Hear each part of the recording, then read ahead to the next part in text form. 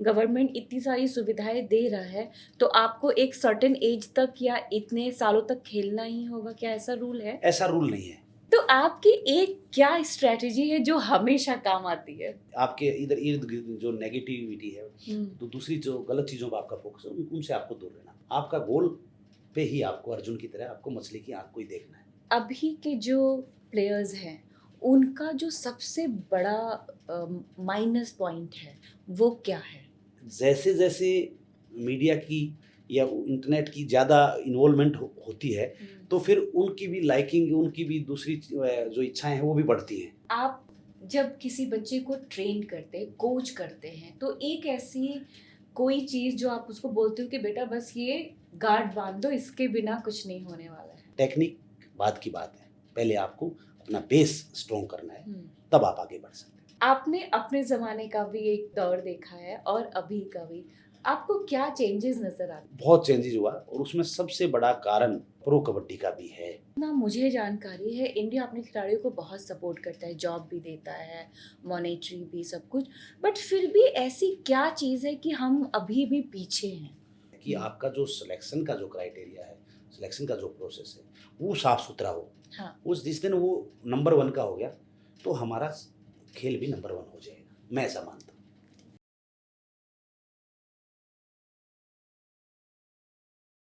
राम मेहर सिंह जी, आपका dear voice podcast में बहुत-बहुत स्वागत है। Thank you.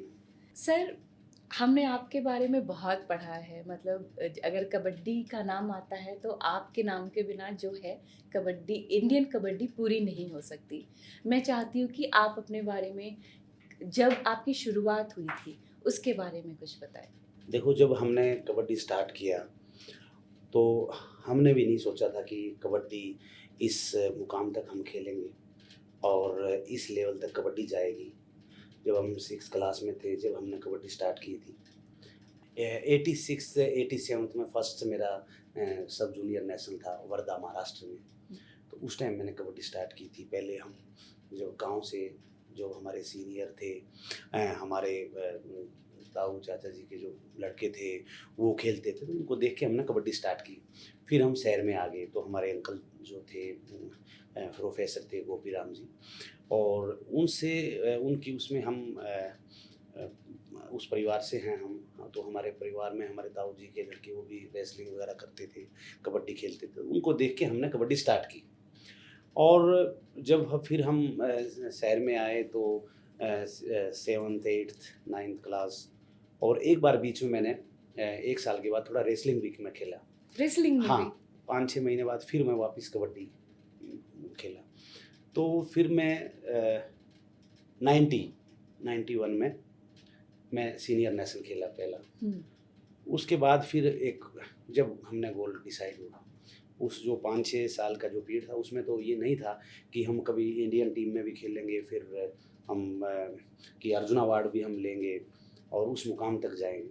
लेकिन जब हम उस लेवल पे हम आ गए सीनियर नेशनल में, तो फिर हमारा एक एक विज़न, एक गोल हुआ कि हमने वहाँ भी दस्तक देनी है और इंडियन टीम में भी हमें जाना है। तो आप हरियाणा से और पहला मैच आपने महाराष्ट्र में खेला, ये क्या था?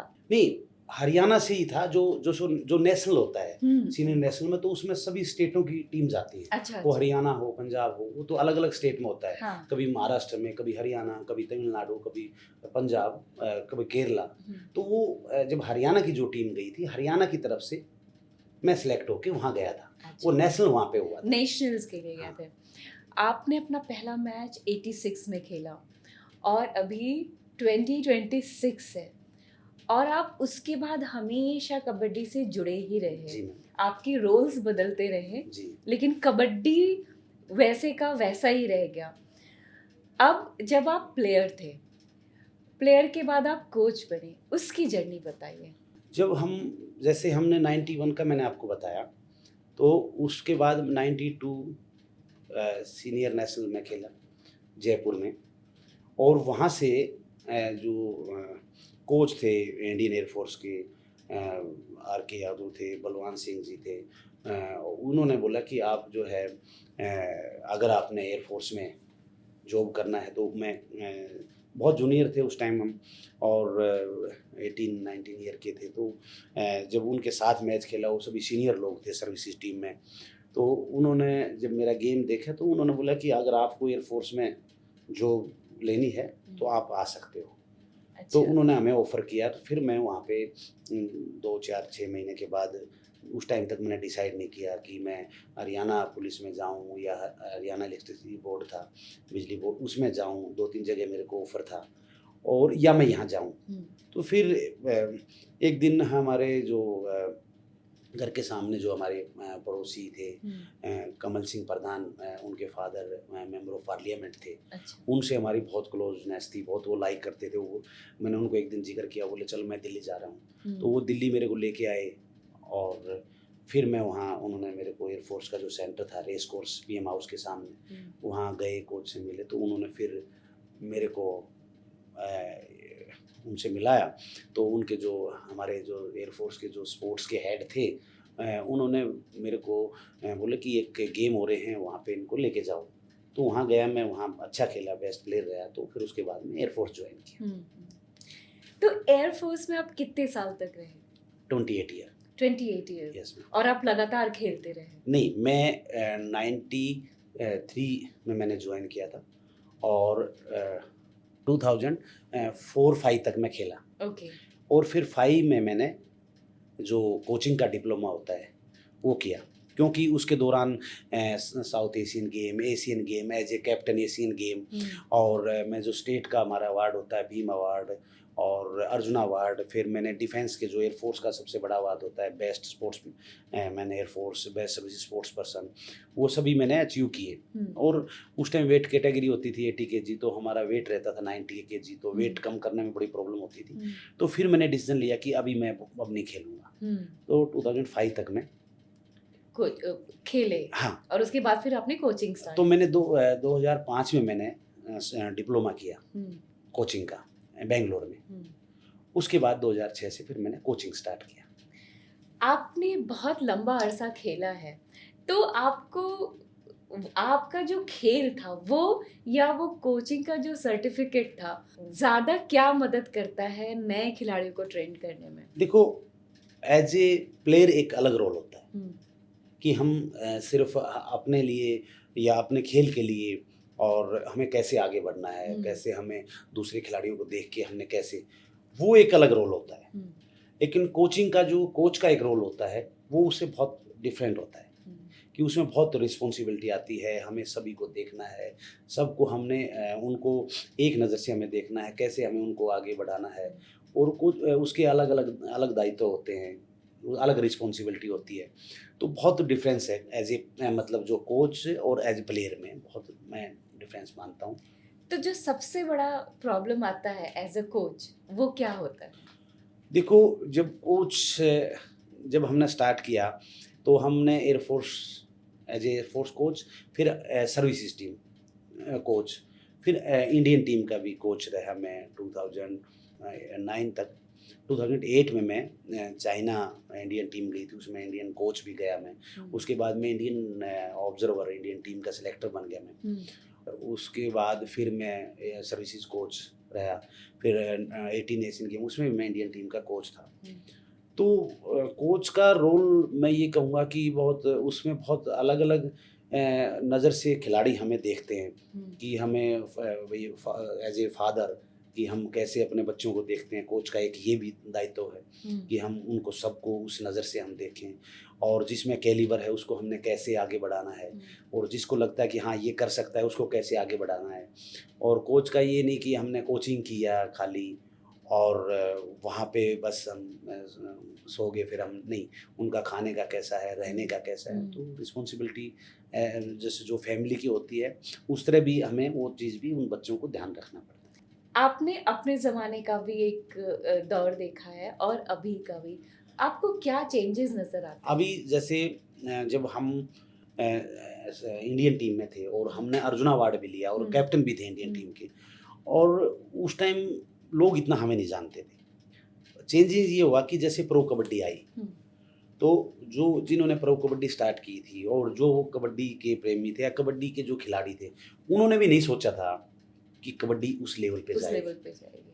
जब फर्स्ट लीग हुआ, सीजन 1 हुआ 14, हम्म, सेकंड सीजन हुआ, जब लोगों का जो जो उनकी रिस्पॉन्स लोगों का आया, जो उनकी टीआरपी जो हुई, तो एक अलग लेवल पे कबड्डी चली गई। हम्म, और हम जब फिर हम कोचिंग थे तो बच्चे भी, हम जब इंडियन टीम के कैप्टन थे, जब हमें लोग इतना नहीं जानते थे, हम्म, जब यहाँ से हमने प्रो कबड्डी स्टार्ट किया तो वहाँ लोगों का जो हमने देखा कि उनकी लाइकिंग कबड्डी पे किस लेवल पे आई होगी है, तो बहुत चेंजेस हुआ। और उसमें सबसे बड़ा कारण मैं ये कहूँगा कि प्रो कबड्डी का भी है। कबड्डी, क्योंकि आप देखो कि दूसरे जो गेम हैं, वो चाहे हॉकी लीग हो, रेसलिंग लीग हो और वॉलीबॉल लीग हो, वो सब, बॉक्सिंग लीग हो, वो सभी बंद होगी। लेकिन कबड्डी, आज कबड्डी का 12 सीजन हाँ, हुए और कबड्डी की वो एक जो लाइकिंग है कम नहीं हुई, कम आगे ही बढ़ती जा रही है। और गवर्नमेंट ने भी, मैं ये कहूँगा, वो चाहे हरियाणा गवर्नमेंट हो आज, वो चाहे भारत सरकार हो, खेल के लिए उन्होंने भी अपने दरवाजे खोल रखे हैं खिलाड़ियों को। जब हम वहाँ जब खेलते थे, उस टाइम जब हम फर्स्ट एशियन गेम खेले तो हमें 50,000 हरियाणा गवर्नमेंट ने दिए। फिर हमें जब हम सेकंड एशियन गेम में खेले तो 10 लाख रुपए दिए। आज हरियाणा गवर्नमेंट एशियन गेम के गोल्ड मेडल के 3 करोड़ रुपए देती है। तो ये चेंजेस कबड्डी में, इसमें मैं ये कहूँगा कि जो भारत सरकार है या हरियाणा सरकार है, उनका भी बहुत बड़ा रोल है। सर इतना मतलब सरकार की तरफ से जो सपोर्ट है वो भी इतना बढ़ गया है, लेकिन उसके बाद भी अगर हम देखते हैं तो ज़्यादा से ज़्यादा गांव के बच्चे ज़्यादा आते हैं, शहर के बच्चे उतना पार्टिसिपेट नहीं कर पाते, उसका क्या कारण है?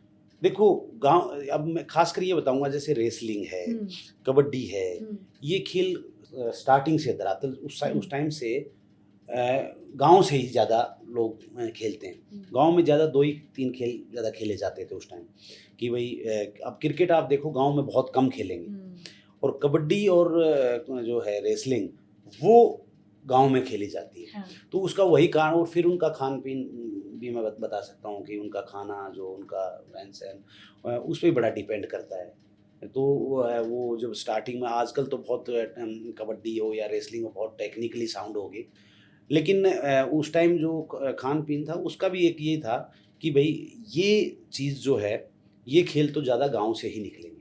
अभी भी है ऐसा हाँ, ही? अभी भी ऐसा है। आने वाले भी टाइम में भी आपको ऐसा ही लगता है? नहीं, ऐसा तो देखो, अभी बहुत जैसे जैसे जब से प्रो कबड्डी आई है तो शहरों में भी बहुत जगह, जब हम किसी स्कूल, किसी फंक्शन, कॉलेज में जाते हैं तो बड़े बड़े जो इंस्टीट्यूट हैं उनमें भी कबड्डी की लाइकिंग बहुत ज़्यादा हो गई है। तो अब शहर में भी बहुत हमारी एकेडमियाँ हैं, नर्सरियाँ हैं। जो हमारी जो हरियाणा जो गवर्नमेंट है, वो क्या करती है कि कोई अच्छा खिलाड़ी है, कोई इंटरनेशनल प्लेयर है, NIS डिप्लोमा है, उसको जॉब नहीं मिली, तो हम उसको क्या करते हैं कि उसको एक पर मंथ 25,000 सैलरी देते हैं गवर्नमेंट की तरफ से? हाँ, हरियाणा गवर्नमेंट की एक स्कीम है कि उसको 25,000 हम सैलरी देंगे, और 25 से 30 बच्चे जो, उनको हम, अगर वो 15 साल से नीचे हैं, 14 साल से, तो उनको हम 1,500 रुपये देंगे। अगर उससे ऊपर हैं और 20-21 साल तक, उनको हम 2,000 रुपये पर मंथ देंगे। तो बच्चों का भी रुझान बढ़े, हाँ। उनको पर मंथ हम ये सैलरी कोच को देंगे और बच्चों को भी इतना हम अमाउंट देंगे। और ये हर खेल में हमने, हरियाणा गवर्नमेंट ने ये स्कीम हर खेल में लागू कर दी है। सर आप प्लेयर भी रहे हैं और कोच भी रहे हैं और अभी भी कोचिंग कर रहे हैं, तो ये जो नए प्लेयर्स आते हैं, क्या आपको कभी उनके ईगो से क्या आपको कभी उनके ईगो को फेस करना पड़ता है? हाँ, होता है। जैसे जब हम खेलते थे तो इतना लोग, क्योंकि जो बोलते हैं कि जो दिखता है वही दिखता है। जैसे मीडिया है और जो हमारा जो इंटरनेट के माध्यम से जो कबड्डी उस लेवल पे, जैसे क्रिकेट जो दिखाई जाती थी, कबड्डी सिर्फ जैसे एशियन गेम है वो भी बहुत, अब जैसे हम एशियन गेम खेले थे, आज वो उस पे नहीं है। आज आप प्रो कबड्डी का क्या है, जैसे स्टेडियम में जाएंगे, हजारों तादाद होगी, बच्चे उनको फोटो सेल्फी लेंगे, उनको जो विश करेंगे, बातें करेंगे, बच्चे जितने भी हर जगह जहाँ भी वो निकलेंगे, बस से निकलेंगे, ग्राउंड से निकलेंगे, जब वो मैच खेलेंगे, कि वो जो हमने एज ए प्लेयर देखा और फिर कोचिंग जो स्टार्ट की, हम्म, तो हमारा माइंड सेट वैसा रहता है कि हम उनको के डिसिप्लिन में रखें और उनको हम ट्रेनिंग के प्रति बहुत पंक्चुअल हों और बहुत डिसिप्लिन में रहें। लेकिन जैसे जैसे मीडिया की या इंटरनेट की ज़्यादा इन्वॉल्वमेंट होती है, तो फिर उनकी भी लाइकिंग, उनकी भी दूसरी जो इच्छाएं हैं वो भी बढ़ती हैं। तो उनको भी लगता है कि यार प्लेयर कोच भी हमें ज़्यादा प्रेशर ना करे हाँ, हाँ, और ज़्यादा हमें दबाव ना दे और हमें रोक टोक ना ज़्यादा करे। वो चीज़ें भी अभी इस वजह से बढ़ी हैं। तो आपको ऐसा लगता है कि कहीं ना कहीं सोशल मीडिया का जो प्रेजेंस है वो खिलाड़ियों को डिस्टर्ब करता है, डिस्ट्रैक्ट करता है? देखो, हर चीज़ का ना प्लस माइनस होता है। हम्म, ये जो आप बोल रहे हो डिस्टर्ब डिस्ट्रैक्ट दोनों चीज़ें करता है वो, हम्म, लेकिन उसकी रिक्वायरमेंट भी है। हम्म, अगर वो चीज़ आज नहीं होती, मीडिया या उस इंटरनेट नहीं होता, तो आज कबड्डी उस लेवल पे नहीं होती। ट्रू। हाँ, तो बहुत सही है। तो उसका प्लस माइनस तो होते हैं हर चीज़ के। ये मैं ऐसा मेरा अपना मानना है। हाँ। वो ज़रूरी भी है, लेकिन प्रॉब्लम भी पैदा होती है। बट ऐसा कभी होता है कि आज के जो प्लेयर्स हैं और आपको आके बोले कि देखो सर, हम कितने फेमस है, हम कितने पॉपुलर है, आप तो इतना जीत करके भी आपकी पॉपुलैरिटी ऐसी नहीं है। देखो, ऐसा तो नहीं बोलते, क्योंकि मैं डिफेंस में था हम्म, और जैसे हमारे कोच थे, जब हम खेलते थे तो उनके सामने जैसे हम बीमार भी हैं, हमें कोई प्रॉब्लम है, अगर उन्होंने बोल दिया नहीं नहीं प्रैक्टिस करो, ये है वो है, तो हम हमारी दोबारा हिम्मत नहीं होती थी हाँ, कि उस चीज़ को हम उनसे दोबारा बोलें कि नहीं नहीं मैं नहीं करूँगा। तो हमारा माइंड सेट भी वैसा ही हो गया कि आज के प्लेयर, आज की जनरेशन भी ऐसी होनी चाहिए हाँ, कि वो हमें कैसे मना कर सकते हैं। ठीक है, उनका काम वो करना पड़ेगा। तो उनको वो समझाते हैं कि आपकी रिक्वायरमेंट क्या है, आपका बहुत अच्छा रहने का हो, आपका जो खाने का हो वो बहुत बेहतरीन हो, आपकी किटिंग हो, हर चीज़ हो, लेकिन आप जो ट्रेनिंग पार्ट है उसमें हम हमारे अनुसार कराएंगे, वो करना पड़ेगा। बाकी सब अपनी मर्जी से करो, हाँ, ट्रेनिंग हमारी मर्जी हमारी से मर्जी करो। से होगी, हाँ, उसमें आप डिनाई नहीं कर सकते। आप दुखी होके करो या खुश होके करो, लेकिन करना करना पड़ेगा। ये मेरा नेचर है। हो सकता है कि बहुतों को पसंद ना आए खिलाड़ियों को, लेकिन ये मेरा नेचर है कि भाई वो चीज़ आपको करनी पड़ेगी। प्यार से करो तो अच्छी बात है और उसके रिजल्ट भी आते हैं। ठीक है, उस टाइम लगता है कि यार ये तो बहुत हार्ड वर्क हो गया, बहुत प्रॉब्लम होगी, और लेकिन जब मैं बोलता फिर उनको कि जब वो अच्छा गेम खेलते हैं, खिलाड़ियों को बोलते भी हैं कई बार, जब वो अच्छा गेम खेलते हैं फिर वो बहुत उनका माइंड अलग उस पर होता है, तो हम उनसे पूछते भी हैं, फोटो बड़े खुश होते हैं। हाँ, मैं बोला ये जो तुमने ट्रेनिंग की, जो तुम्हारे ऊपर प्रेशर है, उसका भी ये नतीजा है। हाँ, ट्रू। तो इसलिए उस चीज़ को याद करो कि वो चीज़ ज़रूरी थी या नहीं थी, तो फिर वो हंस के उस चीज़ को वो एक्सेप्ट करते हैं। करते हाँ। हैं। सर, आपके अंडर में एज अ कोच बहुत सारे प्लेयर्स बाहर निकले हैं। कभी ऐसा कोई ऐसा मोमेंट जो आपके लिए सबसे करीबी है किसी प्लेयर के लिए देखो, as a coach? As a coach मैं बहुत से खिलाड़ी हैं, अब मैं पर्टिकुलर किसी एक का ऐसे नाम बोलूँ तो फिर वो दूसरी बातें छूट जाएंगी। जैसे बहुत से ऐसे खिलाड़ी हैं कि और मैच भी हैं ऐसे कि यार हमें सोचा ये मैच तो हम हार गए और इससे बाहर हो जाएंगे, फिर उस सीज़न हम चैंपियन बने। हमने ऐसा सोचा कि ये मैच, उसके बाद 4 मैच और हैं और वो मैच हम 15 पॉइंट या 12 पॉइंट कुछ ऐसे पीछे हैं, और हमें ये सोचा कि यार ये मैच तो हम हार जाएंगे। हाँ। मतलब बाहर हो जाएंगे, अब तो हार गए ऐसे में। और फिर हम उसी मैच से हम पुनेरी पल्टन से मैच था सीजन 5 में, हम चैंपियन बने। वो मोमेंट हमें याद है। वो आपका फेवरेट मोमेंट? हाँ, favourite. As a player, as a kabaddi player, आपको जब अर्जुन अवार्ड मिला, आई एम श्योर तब तक आप वर्ल्ड चैंपियन और ये सारा कुछ जीत, लेकिन क्या आपने जब शुरुआत की थी तो क्या आपने कभी सोचा था कि आप इतनी दूर तक जाएंगे? जब तक हम गांव में थे और फिर हम 2-3 साल शहर में आए खेले, तो हमने नहीं सोचा था कि इस मुकाम तक हम पहुँचेंगे। फिर जब हम इंडियन टीम में आए और जैसे हम कोई हमारे सीनियर खिलाड़ी थे और जब उनको देखा कि उनको अर्जुन अवार्ड मिला और वो उस लेवल पे खेल रहे थे, और जब हमने इंडियन टीम में दस्तक दी और 2-3 साल हमने अपना लोहा मनवाया और हमने अपनी जगह बनाई एज ए ऑलराउंडर। तो उस टाइम हमने गोल डिसाइड किया था कि अब ये चीज़ हम लेके रहेंगे। तो माइंड में वो चीज़ उस टाइम हमने सेट की। जब हम बच्चे थे तो नहीं ऐसी दिमाग में बात थी। फिर 3 से 4 साल शहर में खेले, 86 से 90, जब तक भी ऐसा नहीं था। लेकिन उसके बाद जब हम नेशनल से फिर हम इंडियन टीम में आ गए और 2-3 से साल खेले, तो उस टाइम हमने गोल डिसाइड किया था कि उस मुकाम पे हमने पहुंचना है। आप जब किसी बच्चे को ट्रेन करते हैं, कोच करते हैं, तो एक ऐसी कोई चीज़ जो आप उसको बोलते हो कि बेटा बस ये गार्ड बांध दो, इसके बिना कुछ नहीं होने वाला है? आपका जो फिजिकली आपको स्ट्रांग होना है। अगर आपका इंडोरेंस, आपका फिजिकली आप स्ट्रांग नहीं हो, आप कितने भी टेक्निकली साउंड हो, हम वो बताते हैं कि आपको सबसे पहले अपनी जो इंडोरेंस है, स्पीड है, स्ट्रेंथ है और जो आपका बेस है, उसको आप जब तक मजबूत नहीं करोगे तो आप कितने भी टेक्निकली साउंड हो, टेक्निक बाद की बात है, पहले आपको अपना बेस स्ट्रॉन्ग करना है, तब आप आगे बढ़ सकते हैं। वो हम बताते हैं, उसी से हम स्टार्ट करते हैं। आपके हिसाब से एक आइडियल एज क्या होती है कि this is the ideal age, अब आप कबड्डी में जाओ और यहीं से शुरुआत करो? 12 साल के थे जब कबड्डी स्टार्ट कर दी, 12 से 13 साल। और गांव में तो 10 से 10 साल के बच्चे कबड्डी स्टार्ट करते थे। गांव में 8-10 साल के बच्चे स्टार्ट करते थे और हमने भी 12 साल में स्टार्ट की। और आप मैक्सिमम आप 14-15 उसके बाद तो फिर आप जो है ना, मैं ये मानता हूँ कि लेट ही है। उस एज में आपको स्टार्ट कर देनी चाहिए 12 से। हाँ, 12 कोई भी आपका कोई भी स्पोर्ट्स है, अगर उसमें आपने वहाँ से स्टार्ट कर दिया, आपने बेस अपना सेट कर लिया, तो नेचुरल आप जो आपका गोल है उसके करीब आप पहुँचोगे। आपके टाइम पे जिस तरह की ट्रेनिंग थी और अब जो ट्रेनिंग होती है उसमें कितना डिफरेंस आया है?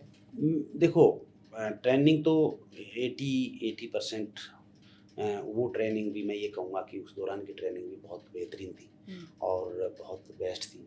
लेकिन अब जैसे दूसरे गेमों से, इंटरनेट से हम फिजियोथेरेपी, जो कंडीशनर हैं, उनको इन्वॉल्वमेंट जैसे हम रखते हैं, तो ट्रेनिंग बहुत थोड़ा चेंज हो गया। बहुत सी चीज़ें कि भाई आपको फिजिकल फिटनेस कैसे करना है, जिम क्या कैसे आपने करना है। नहीं तो उस टाइम भी हम जब ट्रेनिंग करते थे तो ये रहता कि यार हम वीक में हमने 2 दिन हमने ट्रेनिंग करनी है और 3 दिन हमने स्पीड वर्कआउट करना है, 2 दिन हमने स्पीड वर्कआउट करना है, 2 दिन हमने इंडोरेंस का करना है। वो चीज़ें उस टाइम भी थी। आजकल थोड़ा ये जो इंटरनेट की माध्यम से तो हम दूसरे गेमों में देखते हैं कि उसमें क्या चल रहा है, तो इसको भी हम अडॉप्ट करें, दूसरे उस गेम में क्या चल, इसको भी हम अडॉप्ट करें। तो वो चीज़ें आज उनका इसलिए ज़्यादा इन्वॉल्वमेंट होगी दूसरी चीज़ों में। आप कह रहे हैं कि स्क्रीन प्रेजेंस की वजह से बहुत सारे रूल्स एंड रेगुलेशन भी जो है वो चेंज थोड़े, हाँ, रूल रेगुलेशन थोड़े बहुत चेंज तो गेम में, हर गेम में चेंज होते रहते हैं। हाँ। और जैसे हमारा गेम है कि हमने कभी हमने बोनस नहीं था तो बोनस स्टार्ट किया, एक बोनस होता है, फिर बीच में एक बार बंद कर दिया, फिर उसमें जैसे प्रो कबड्डी आई तो इसमें हमने बहुत से गेम को फास्ट करने के लिए बहुत से रूल चेंज किए। तो उसको देखते हैं कि यार हाँ इसके बेनिफिट हैं, तो उस गेम को फिर आगे और जो हमारा जो नेशनल स्पोर्ट्स फेडरेशन वो उसमें लागू कर देती है। तो वो कि उसकी लाइकिंग डिसलाइकिंग क्या है, उसके क्या आपको रिजल्ट अच्छे आ रहे हैं, तो उस हिसाब से फिर वो चीज़ आगे बढ़ती है। तो उसको देखते हुए प्रो कबड्डी में बहुत सी चीज़ें चेंज करी और उसके ये लगा कि यार इससे बेनिफिट है, तो फिर हमने नॉर्मल जो हमारा गेम है इंडियन कबड्डी का जो रूल उसमें भी कुछ गेम रूल चेंज कर देते हैं। आप इंडियन नेशनल टीम के कैप्टन थे और फिर प्रो कबड्डी जैसे टीम के कैप्टन थे। कैप्टन नहीं था मैं उसमें, कोच थे। तो आप नेशनल टीम के भी कोच थे और प्रो कबड्डी के भी। हाँ। तो कितना डिफरेंस था दोनों में? डिफरेंस ये है कि वो हम देश की उसकी कमांड करते हैं, ये प्रोफेशनल है। और प्रोफेशनल और एक आम उसमें कितना डिफरेंस होता है, वही डिफरेंस है कि हम वो चीज़ को हम ज़्यादातर जो टीम में हैं, जो टीम ओनर हैं और जो भी स्टाफ है, तो वो प्रोफेशनल तरीके से ही उस चीज़ों को डील करते हैं। और वो एक देश की बात है तो उसके हिसाब से वो चीज़ें वो हर आदमी जो उससे जुड़े होते हैं वो अपनी अपनी रिस्पॉन्सिबिलिटी अपने तरीके से निभाते हैं। और ये प्रोफेशनल है। लीग तो प्रोफेशनल में जैसे जैसे लोगों की थिंकिंग होती है उस हिसाब से कि भाई हाँ मेरी टीम ये चैंपियन आ गई, तो खिलाड़ी का भी ये माइंड होता है कि यार हाँ मैं पैसे के लिए खेल रहा हूँ, तो वहाँ पे यह है यार मैं देश के लिए खेल रहा हूँ। तो दोनों में डिफरेंस ये है। सर इसी से एक और जुड़ा हुआ सवाल है, तो क्या कभी ऐसा होता है कि जो नए बच्चे हैं, क्योंकि प्रो कबड्डी में ऑब्वियसली बहुत ज़्यादा एक्सपोजर है, ज़्यादा पैसा है, तो क्या ऐसा होता है कि बहुत सारे बच्चे प्रो कबड्डी में जाना ज़्यादा पसंद कर रहे हैं और नेशनल टीम में कम?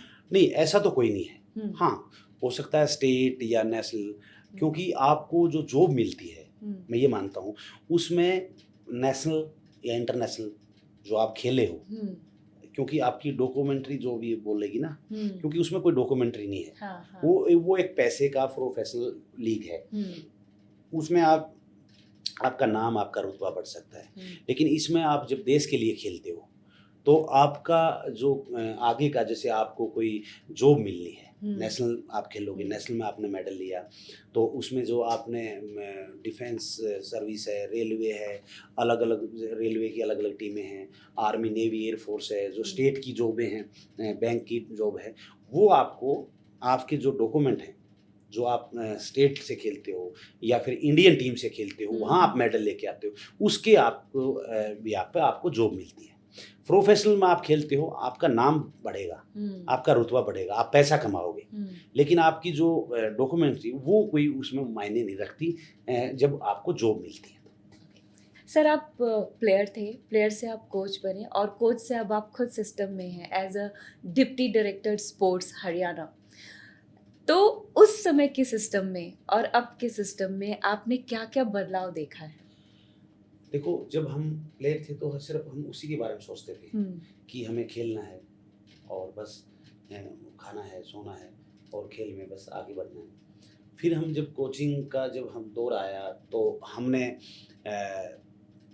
ये हमारे ऊपर रिस्पॉन्सिबिलिटी आई कि हमने खिलाड़ियों को आगे बढ़ाना है और टीम को हमने कैसे चैंपियन बनाना है, कैसे अच्छे अच्छे लोग, जब हम डिफेंस में थे तो हमने उनको जॉब में लेके आना है। अच्छे अच्छे खिलाड़ी हमने, प्रदीप को हमने एयरफोर्स में किया, दीपक को हमने एयरफोर्स में किया, राकेश नरवाल को एयरफोर्स में किया, फिर वो दूसरे डिपार्टमेंट में चले गए।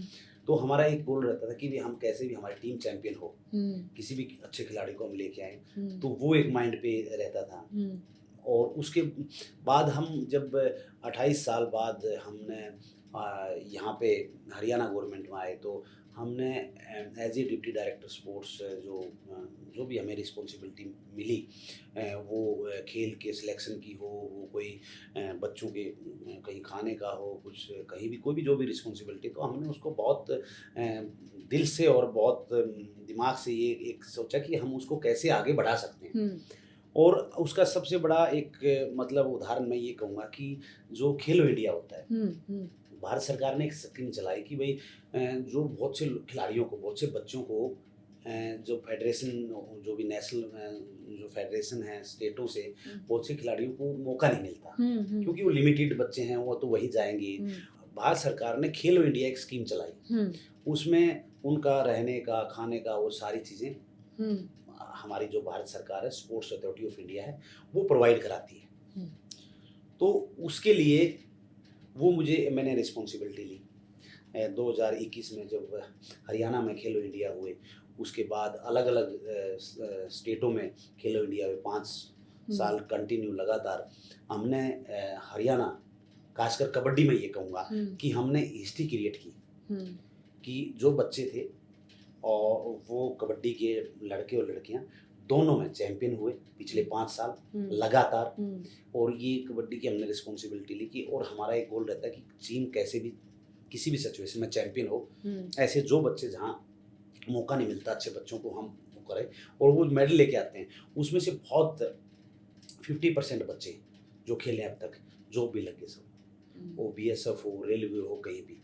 अब उन बच्चों को जब हमने पहली बार सिलेक्ट किया तो आज हम उन्होंने इंडियन रेलवे वुमेन का मैच चल रहा था, मैंने वो मैच देखा तो 3 बच्चियां उसमें रेलवे टीम में, जो हमने खेलो इंडिया में ट्रायल होने के बाद में उनका कोच आया मेरे पास कि जी ऐसे बच्चे हैं, वो वहाँ गए हुए थे साहिब में, उनको पता नहीं लगा आप उनको एक बार मौका दो, अगर ये आपने जितने सेलेक्ट कर रखे हैं इनसे बेस्ट है तो आप सेलेक्ट करना।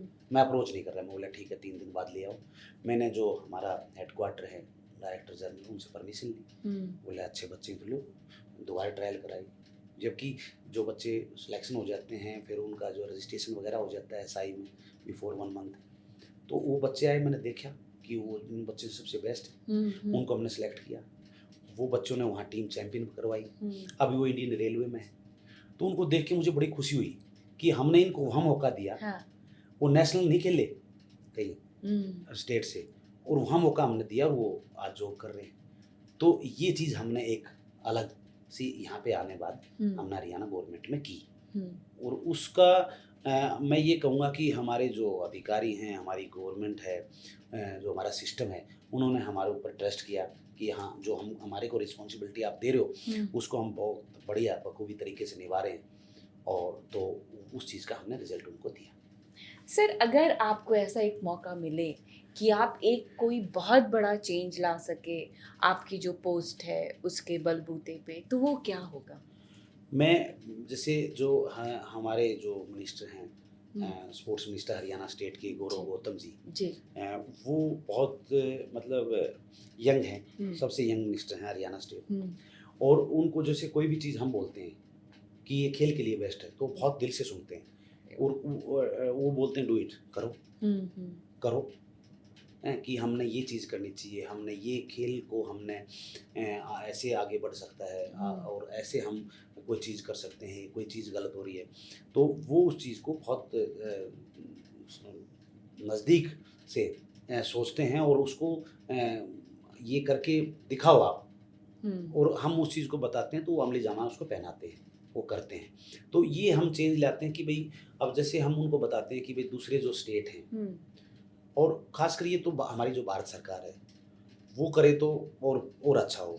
जैसे चाइना में है, हाँ। जब हम चाइना गए 2008 में तो हमने देखा कि हम सोचते हैं यार चाइना के मेडल इतने क्यों आते हैं, उस कंट्री के इतने मेडल क्यों आते हैं। तो हम 10-15 दिन वहाँ रहे, अलग अलग यूनिवर्सिटियों में गेम हुआ, टेस्ट मैच टाइप जो है ना वहाँ गेम होने थे, तो कैसे जैसे एशियन गेम हो रहे हैं तो कैसे उसको डेमो करके अलग अलग, हाँ। तो कैसे कबड्डी का रुझान यहाँ पे हो।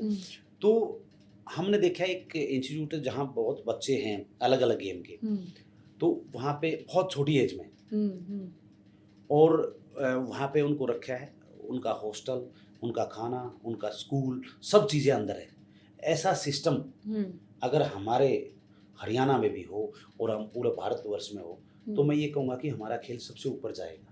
तो इसके लिए भी हम प्रयास कर रहे हैं कि ऐसे सिस्टम जो जहाँ कोई चीज़ कहीं भी अच्छी मिल सकती है, हमारे पास भी हो सकती है, तो वो भी एक हम चेंज लाने की कोशिश करेंगे कि हम किसी एक और हैं भी बहुत से खेल अभी जैसे अलग अलग एकेडमियाँ हैं, अलग अलग वो दी हुई हैं गवर्नमेंट ने कि भाई ये जैसे 30 से 40-50 बच्चे यहाँ पे इस खेल के हों जहाँ पे ज़्यादा इंटरेस्ट है, कि भाई यहाँ कबड्डी का इंटरेस्ट है, यहाँ रेसलिंग का है, यहाँ वॉलीबॉल का है, और वहाँ पे हम उनको हर सुविधा दें, वो चाहे रहने का हो, खाने का हो, कंटिन्यू।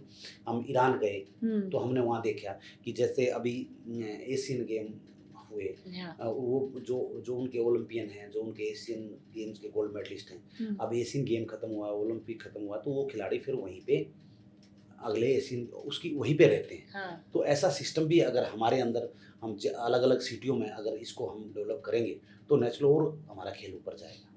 सर, मेरी जितना मुझे जानकारी है इंडिया अपने खिलाड़ियों को बहुत सपोर्ट करता है, जॉब भी देता है, मॉनेटरी भी, सब कुछ, बट फिर भी ऐसी क्या चीज़ है कि हम अभी भी पीछे हैं?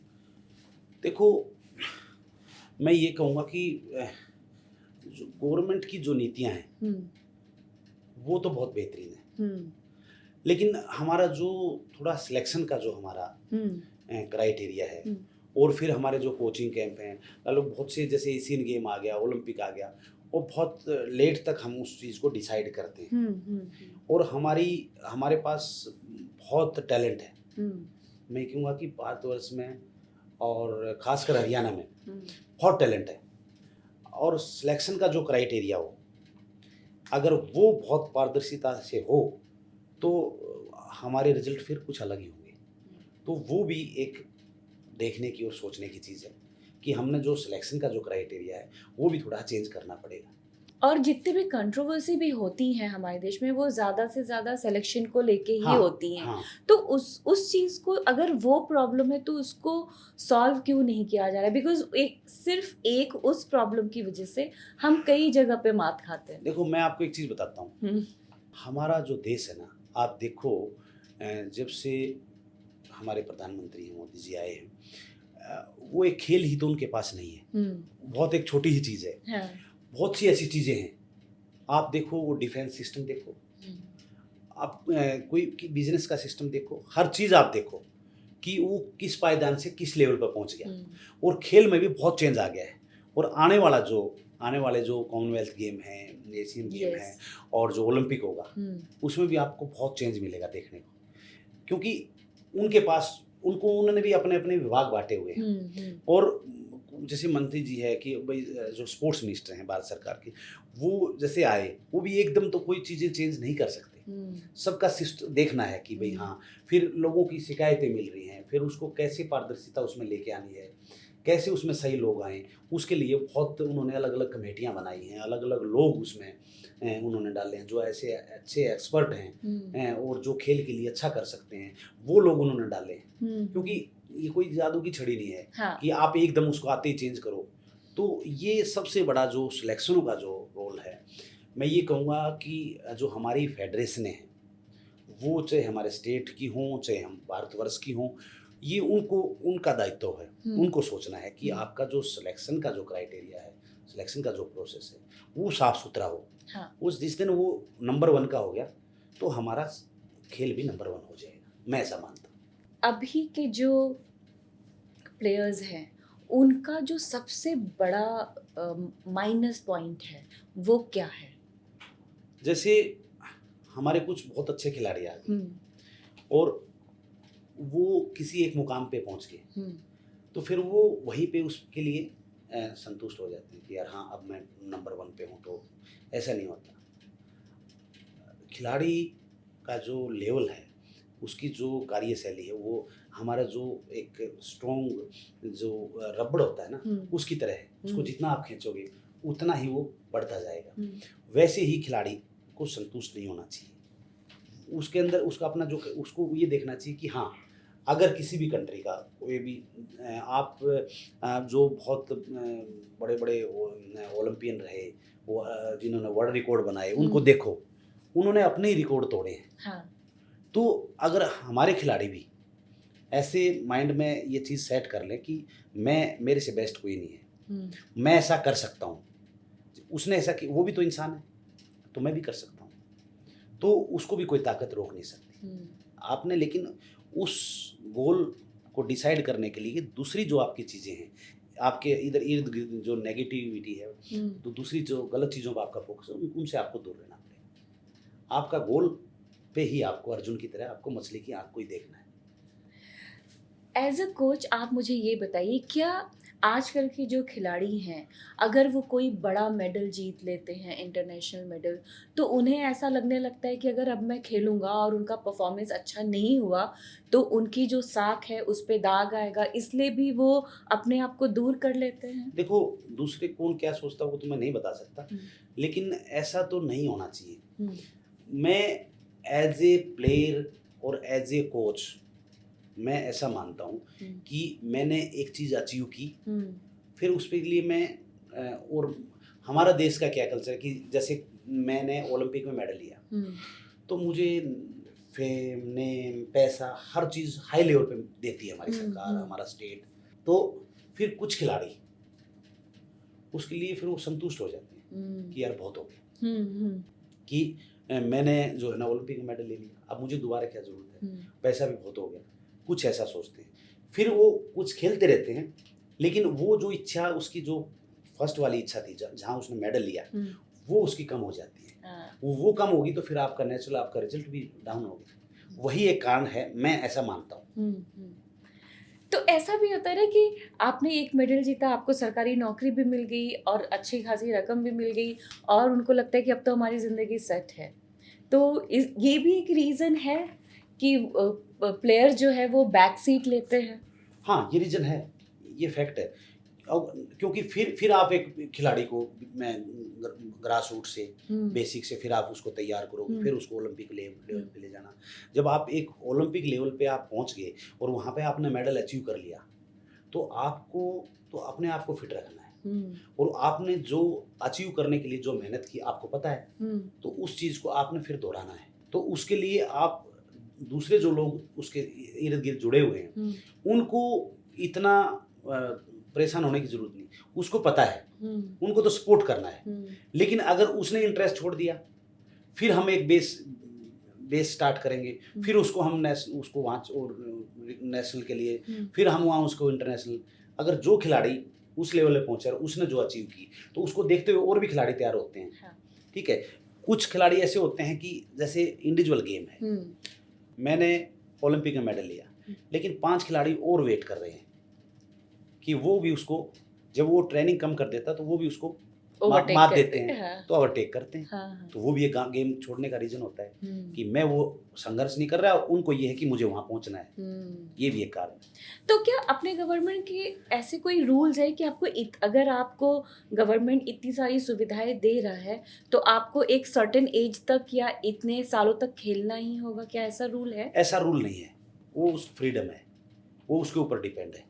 तो आपको नहीं लगता कि ऐसा होना चाहिए ताकि जो अच्छे खिलाड़ी हैं अपना परफॉर्मेंस बना के रखें? देखो, नेचुरल होना चाहिए, हम्म, क्योंकि उसके लिए जो है ना, जब एक खिलाड़ी आगे बढ़ता है तो उसके लिए डॉक्टर होता है, ट्रेनर होता है, फिजियो होता है, मैस्योर होता है, हम्म, कोच होते हैं, गवर्नमेंट उसको बाहर ट्रेनिंग करने के लिए उन सब की फीस देती है, उसकी भी फीस देती है। हम्म, तो ऐसे रूल कुछ कुछ ऐसी सेक्शन होने चाहिए हम्म, कि उसके लिए उसको बाध्य करें हम्म, कि नहीं, आपको इतना टाइम तो और ये परफॉर्म करना ही है। करना ही, हाँ, तो शायद उनकी परफॉर्मेंस अच्छी हो और एक वो। हाँ, लेकिन ये चीज़ हम ऐसे डिसाइड नहीं कर सकते। हम्म, कई बार इसका अपोज़िट भी हो सकता है। हम्म, लेकिन वो एक उस पे फ्रीडम हो तो कि भई आप, और भी लोग हैं उसके लिए तैयार कर रहे हैं। हाँ, लेकिन हमें ये लगता है कि यार ये करे तो ज़्यादा अच्छा ईज़िली होगा। हो जाता है ये। हाँ, क्योंकि एक ग्रास रूट से किसी को तैयार करना और एक तैयार फसल को ही अच्छा करना, अच्छा करना, तो वो तो दोनों में डिफ़रेंस है। दोनों में डिफरेंस होता है। जब आप एज अ कोच मैदान पे रहते हैं और जिस तरह का प्रेशर आपके ऊपर होता है, उस चीज़ को आप कैसे यूटिलाइज करते हैं, किस तरह से कंट्रोल करते हैं? देखो, माइंड में ये बात चलती रहती है कि यार हमने इस लेवल पर जब हम ऐसे खेले और हमने ऐसे ट्रेनिंग दी, तो बहुत से खिलाड़ी ग्राउंड में जब चले जाते हैं, हम्म, जब कंपटीशन होता है, तो जो आपने प्रैक्टिस में किया, जो आपका एक्चुअल गेम है, वो नहीं कर पाते। तो फिर हम भी अपना कॉन्फिडेंस, हमारा भी बड़ा वो हो जाता है, हम्म, हमें बहुत गुस्सा आता है। तो उसको मतलब टॉलरेट करना बहुत भार हो जाता है कि जो चीज़ आप जिसके परफेक्ट तरीके से आपने जो किया, हम्म, आपने ट्रेनिंग की और आप उसमें एक्सपर्ट हो, हम्म, और यहाँ आप कई बहुत से खिलाड़ी जब दूसरी टीम अपोनेंट के सामने हम प्रैक्टिस करते हैं, हम्म, एक अपोनेंट के सामने जब कैमरे के सामने खेलते हैं तो कुछ नर्वस हो जाते हैं, हम्म, तो वहाँ पे फिर हमें गुस्सा आता है। तो उसके लिए उसमें फिर हम भी थोड़ा अपसेट हो जाते हैं कि जो चीज़ आपके पास है, आपने ट्रेनिंग भी करी, हम्म, तो आप यहाँ क्यों ऐसा कर रहे हो, डर रहे हो। हम्म, तो वो फिर एक कोच की सिचुएशन क्रिटिकल हो जाती है कि जब उसके पास कैलिबर है, प्रैक्टिस में वो अच्छा खेलता है, हम्म। तो जो प्रैक्टिस में बेस्ट खेल रहा है, तो कंपटीशन जब होगा तो उसी को खिलाएंगे। अगर वो अच्छा परफॉर्म ना करे, तो जब कोच के लिए बड़ा मुश्किल समय होता है। तो आपकी एक क्या स्ट्रेटजी है जो हमेशा काम आती है?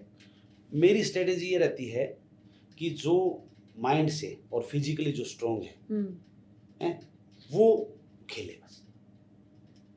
मेरा ये रहता है कि जो ट्रेनिंग में जो बेस्ट करता है और जो फिजिकली स्ट्रांग है, ये मैं ऐसे सोचता हूँ कि भाई जो वहाँ कर सकता है तो वहाँ भी कर सकता है। हम्म, तो और मेरी स्ट्रेटेजी ये है कि जो फिजिकली स्ट्रांग है, जिसने हार्ड वर्क किया है, तो वो हमेशा ही विजयी रहेगा।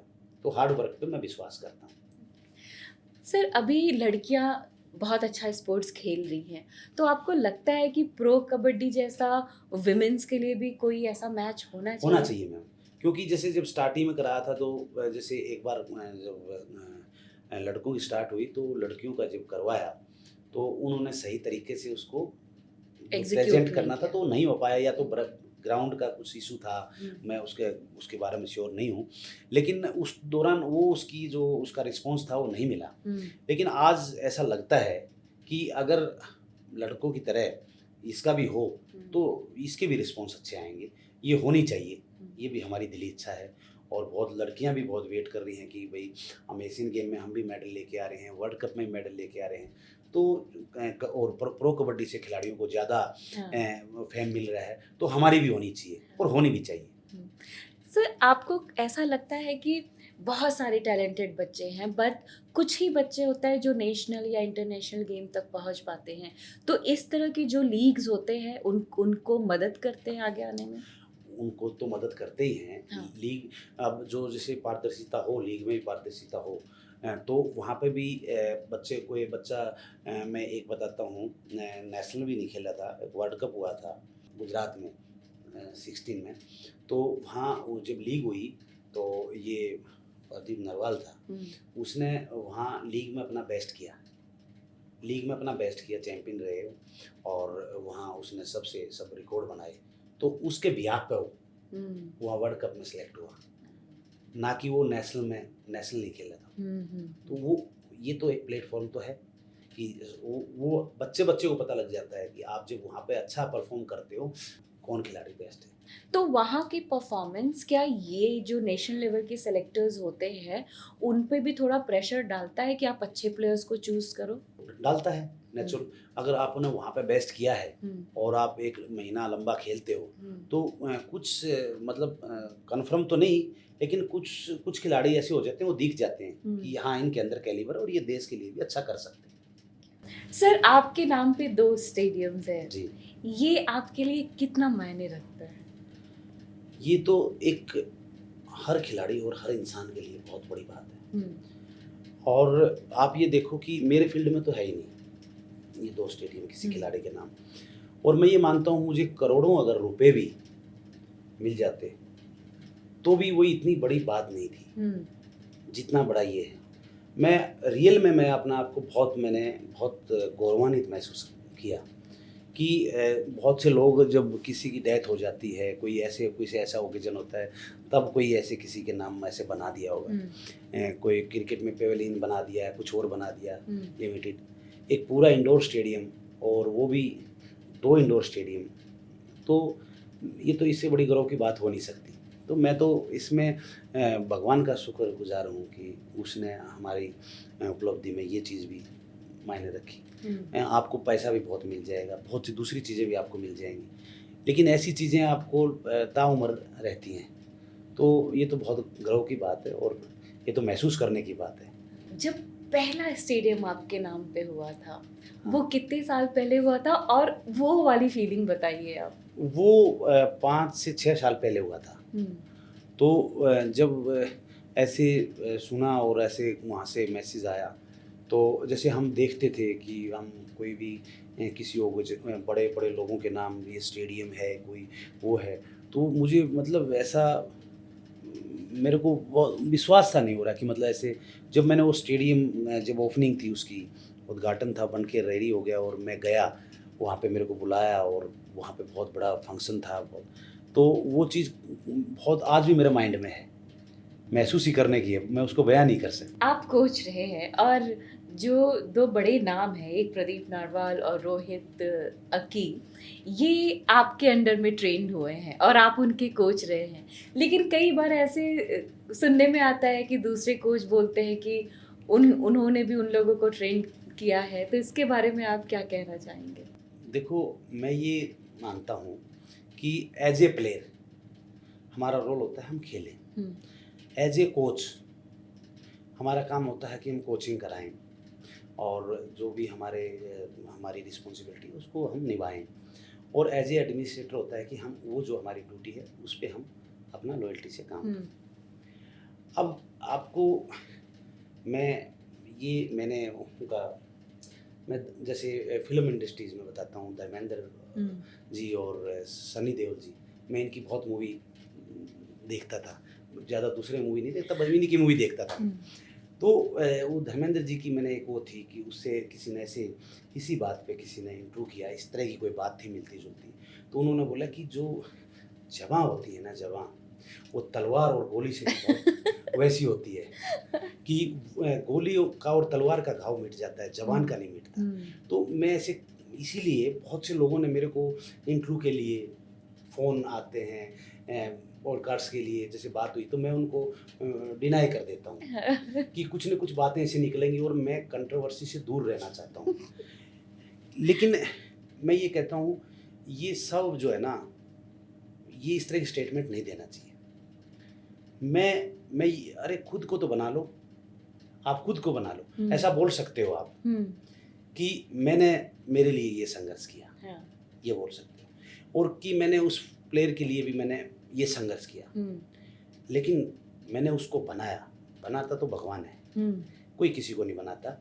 ये सब खामखा की गलत अफवाहें हैं, और ये मैं ये कहता हूँ कि इस तरह की नहीं फैलानी चाहिए, क्योंकि खिलाड़ी जो है वो मेहनत करता है और कोच उसको तराशता है, और कोई भी खिलाड़ी, 50 खिलाड़ी हमारे उस पास खेलते हैं, वो उस खिलाड़ी का भी कैलिबर है। मैं एज ए प्लेयर बोल सकता हूँ, यार मैंने ये बहुत संघर्ष किया, कि मैंने इतनी मेहनत की, मैं इतना संघर्ष करता था, लेकिन मैंने ऐसे बनाया, वैसे बनाया, उसको बनाया। मैं इस पे जवाब नहीं दूंगा, और मैं इस कंट्रोवर्सी में भी नहीं फंसूंगा। और ये जो खिलाड़ी हैं, और जो ये खिलाड़ी हैं और दुनिया है, वो मुझे भी जानती है, उन खिलाड़ियों को भी जानती है कि हमने खेल में क्या किया। और जो लोग बोलते हैं या जो लोगों ने बोला, मैं तो ऐसा मानता हूँ कि आप ये बोल सकते हो कि मैंने अपने आप, और वो भी आप नहीं बोल सकते, उसमें भी आपका बहुत से लोगों का रोल है, फादर मदर का रोल है, हमारे गुरु भी होंगे और होंगे, उनने भी संघर्ष किया। लेकिन हाँ, आप ये कह सकते हो कि मैंने मेरे लिए ये संघर्ष किया और मैंने बच्चों के लिए संघर्ष किया। तो जब इस तरह की कंट्रोवर्सीज होती हैं, तो क्या ये भी सिलेक्शन पे प्रभाव डालता है? नहीं, कुछ नहीं डालता। ये तो देखो, मैं किसी टीम में हूँ, इंडियन टीम में, तो वहाँ पे जो खिलाड़ी आते हैं, अच्छे खिलाड़ी आते हैं, मेरा काम है उनको कोचिंग करके उनको तराशना, उनको जो भी रिस्पॉन्सिबिलिटी दी उसको करना। प्रोफेशनल में जाना है तो वो भी मेरा है। उस खिलाड़ी के अंदर अगर उस प्रदीप में कुछ कैलिबर ही ना हो, तो क्या मैं प्रदीप को बना दूंगा? रोहित में कुछ कैलिबर ही ना हो, खुद का कुछ उसमें दम ही नहीं हो, तो मैं कोई जादूगर थोड़ी हूँ। ठीक है, तो ये तो एक मिथ्या है, और इस तरह की बातें मैं तो नहीं बोलता खासकर, क्योंकि आप ये देखो, जब रोहित आया था स्टार्टिंग में सीज़न 3 में, तो उस दौरान जो है, उससे पहले और वो भी डायरेक्ट ऑक्शन में नहीं आते थे सर्विसेज प्लेयर, वो भी मैंने बहुत, जब मैं सर्विसेज कोच था और हमारे जो प्रेसिडेंट थे सर्विसेज के, और डिफेंस मिनिस्टर से भी खिलाड़ी मिले और मिले, जब उनको जाके हमने बहुत रिक्वेस्ट किया, और प्रदीप सीज़न 2 में उसमें बेंगलुरु बुल्स में था, फर्स्ट टाइम आया था, फिर सीज़न 3, 4, 5, 8, 7 तक वहाँ पे पटना में रहा मेरे साथ। तो उसने अपना काम किया एज ए प्लेयर, और मैंने अपनी ड्यूटी निभाई। तो मैं तो ये स्टेटमेंट नहीं दूंगा, और बाकी जिसने दिया उसका। कबड्डी को आपने मिट्टी से लेकर के इंटरनेशनल लेवल के मैच तक पहुंचते हुए देखा है। आने वाले दिनों में हम क्या उम्मीद करें कि कबड्डी कहाँ और किस लेवल तक पहुंचने वाला है? आज आप देखो कि जब कबड्डी आज हर गांव में, हरियाणा सरकार और भारत सरकार का एक विजन है कि हर गांव में मैट हो, तो कबड्डी बहुत आगे बढ़ रही है। और कबड्डी सबसे बड़ा कारण मैंने यही बताया कि उसमें प्रो कबड्डी का बहुत बड़ा रोल है। वो चाहे शहर हो, बड़े कॉलेज हो, बड़े बड़े इंस्टीट्यूट हो, वहाँ पे भी कबड्डी के मैट मिलेंगे, कुछ कबड्डी के खिलाड़ी भी खेलते मिलेंगे। आज आप जो है ना, किसी भी आप लेवल पे आप देख लो, कोई जो अच्छे जो नाम हैं खिलाड़ी हैं, वो किसी भी इंस्टीट्यूट में पूछ लोगे उनको का जानते हो, तो वो भी बताएंगे। तो हम भी कई बार ऐसे जाते हैं, ऐसे एयरपोर्ट पर जाते हैं और जानते हैं, तो पूछते हैं, फ्लाइट में बैठे होते हैं तो पूछते हैं। तो नेचुरल कबड्डी आज एक उसने अलग मुकाम हासिल किया, और उसका सबसे बड़ा कारण ये pro kabaddi. As a player, as a coach और एज अ डायरेक्टर, तीनों में से आपको कौन सा रोल सबसे ज़्यादा पसंद है? देखो, जब वो एज थी प्लेयर की तो प्लेयर का था, हाँ। और उसके बाद तो फिर अगर हमने एक खेल में जो खेल की रिस्पॉन्सिबिलिटी एज ए प्लेयर निभाई, उसके बाद फिर कोचिंग का रोल आया, वो भी हमने बहुत, वो चाहे एयरफोर्स की कोचिंग हो, सर्विसेज टीम की कोचिंग हो, इंडियन टीम की कोचिंग हो, और प्रोफेशनल लीग मैं कंटिन्यू 10 से 11 साल में कंटिन्यू प्रोफेशनल लीग में कोचिंग करता रहा। तो सबके रोल अपने अलग अलग हैं, और वहाँ जो एज ए प्लेयर है उसमें थोड़ा ये रहता है, उसको रिलैक्स रहता है ये, कि मैंने हार्ड वर्क करना, ट्रेनिंग करनी है, उसके बाद जो कोच का काम है वो कोच करेगा। तो कोच की अलग रिस्पॉन्सिबिलिटी हो जाती है, प्लेयर की अपनी अलग रिस्पॉन्सिबिलिटी, उसका भी बहुत बड़ा वो रहता है कि यार मैंने यहाँ प्रूव करना है, और जब वहाँ अच्छा नहीं खेला तो बड़ी तकलीफ होती है, दुख होता है कि मैंने नेक्स्ट टाइम कब मैं बेस्ट करूँ। हाँ। तो तीनों रोल अपने अपने जगह पे बेस्ट हैं। जब एज ए प्लेयर तो हम सिर्फ खेल पे ही फोकस था, एज ए कोच अच्छी टीम भी सेट करनी, फिर खिलानी है, उनको प्रैक्टिस करनी है, फिर चैंपियन भी बनना है, प्रूव भी करना है कि हमने अच्छे प्लेयर भी सेलेक्ट किए और जॉब भी अच्छों को लिया। फिर एज ए एडमिनिस्ट्रेटर तो उसमें बहुत सी चीज़ें दूसरी इन्वॉल्व हो जाती हैं, तो वो चीज़ें हम तीनों का डिफरेंस अलग है। सर, आज की जनरेशन को अगर आपको एक सुझाव देना हो तो आप क्या वो कहेंगे? आज की जनरेशन को भी कि जो हार्ड वर्क है उसका कोई भी कंपटीशन नहीं है। आप शॉर्टकट हो सकता है टाइम के लिए, कभी कभी कुछ चीज़ हमें शॉर्टकट से मिल जाती है, छोटे लेवल पे हम अचीव कर सकते हैं। आपको कोई बड़ी चीज़ अचीव करनी है, आपने एक मुकाम हासिल करना है, और आपने एक अपना जो आपका गोल है और जो दुनिया में अपना एक अलग पहचान बनानी है, तो वो हार्ड वर्क करना पड़ेगा। वो चाहे बिजनेस हो, एजुकेशन हो, और या फिर चाहे खेल हो। तो तीनों का अपना अलग वो है, और किसी भी फील्ड में ये एक आज का जो यूथ है, आज की जो जनरेशन है, वो चाहे एजुकेशन हो चाहे खेल हो, किसी में आपको आपकी शॉर्टकट नहीं है। आपने आईएएस बनना है, आईपीएस बनना है, आपने खेल का हीरो बनना है, तो आप बनोगे। आपने हार्ड वर्क किया तो आप, हो सकता है कि आपने सोचा यार मैंने आईपीएस बनना है, आप आईपीएस नहीं बन सकते, लेकिन उसके आसपास जरूर आप पहुंचोगे, आप कामयाब जरूर होगे। शॉर्टकट नहीं, शॉर्टकट में आप एक बार कामयाब हो सकते हैं, कोई भी शॉर्टकट नहीं है चैंपियन बनने में शॉर्टकट नहीं है, नाम कमाने में शॉर्टकट नहीं है, और किसी भी चीज़ के पीछे पागल होके आप लगोगे तो वो चीज़ आप अचीव करोगे। मैंने अपनी लाइफ में एक नहीं 10 चीज़ें ऐसी मोड़ आए और वो चीज़ मैंने अचीव की। सर, आप बहुत सारे इंटरव्यू देते होंगे, बहुत सारे लोगों से मिलते होंगे, और आपसे हर तरह का सवाल पूछा जाता होगा, लेकिन कोई एक ऐसा सवाल जो आपसे आज तक कभी किसी ने नहीं पूछा है और आप चाहते हैं कि लोग आपसे पूछें? ऐसा तो मैं क्या सवाल बताऊं आपको भाई, हर आदमी का देखो कुछ न कुछ, जब हम जब बेस से और वहाँ तक पहुँचते हैं, बहुत से ऐसे सवाल आते हैं जो अधूरे रह जाते हैं और पूछे भी जाते हैं।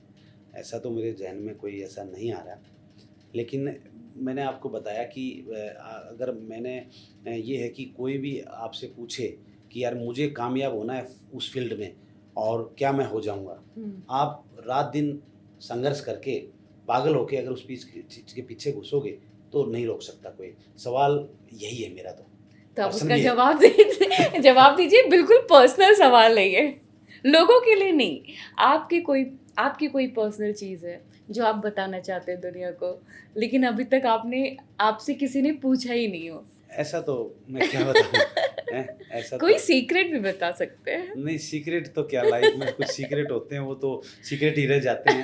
नहीं ठीक है, और लेकिन प्रोफेशनल उसमें क्या सीक्रेट बताएं हम। कोई ऐसा मोमेंट जिससे आपको लगा कि मैं आपसे कुछ तो उगलवाना चाहती हूँ। हाँ नहीं, कोई बात नहीं। हाँ। तो मतलब हमारी लाइफ में ऐसा होता है ना कि कोई एक ऐसा मोमेंट होता है, चाहे वो पर्सनल लाइफ से हो या जिस चीज़ के लिए हम पैशनेट होते हैं, जैसे आपके लिए स्पोर्ट्स कबड्डी रहा है। कोई एक ऐसा मोमेंट होता है कि या तो हमें लगता है कि बस हम बहुत कुछ कर पाएंगे, या तो लगता है कि अब शायद हमसे नहीं हो पाएगा। तो क्या आपकी लाइफ में ऐसा कोई मोमेंट आया है? देखो एक बार जैसे 98 एशियन गेम हुए, मैं उसकी बताता हूँ, ये गेम की बात बताता हूँ। हम्म, तो मेरे इसकी पैर की लिगामेंट वो हो गए, तो मेरे को लगे यार अब और एशियन गेम बहुत नज़दीक है, तो मैंने रात दिन एक करके इंजेक्शन टेबलेट पता नहीं कि मैं 2-2 बजे तक नहीं सोता था। मेरे को ये गोल था कि एशियन गेम अगर निकल गया तो मेरा तो कैरियर ख़राब हो गया। उस चीज़ को मैंने इस तरीके से डॉक्टर से भी मतलब कि मुझे कुछ भी इंजेक्शन दो, मुझे कुछ भी करो, मुझे खेलना है। तो वो एक जुनून था। और वो अब ऐसे तो बहुत सी चीज़ें सीक्रेट होंगी लाइफ में, लेकिन ये एक चीज़ ऐसी चीज़ थी कि जो मैं कभी मैंने ऐसे शेयर नहीं करी, लेकिन उसमें मेरा ये था कि मेरे को ये टूट गए, लेकिन मेरे को रात को बस एक ही चीज़ दिखाई देती कि मुझे वो चीज़ खेलनी है, और मैंने उसको ठीक किया 2 महीने, 1.5 महीने। बस यही एक बात थी जो जाने थे, जहाँ आप आज तक आपने कभी किसी हाँ, को नहीं, नहीं मैंने बताई। कभी किसी को बताया नहीं, लेकिन वो डॉक्टर से मैं पर्सनली मिलता था, कभी जाता था कि मुझे आप कुछ भी इंजेक्शन दो, कुछ भी करो। तो ये चीज़ बहुत ज़्यादा मीडिया में है, ये बात आपके इंजरी की? नहीं, नहीं, नहीं है, कहीं नहीं है। ये कहीं भी नहीं है। देखा?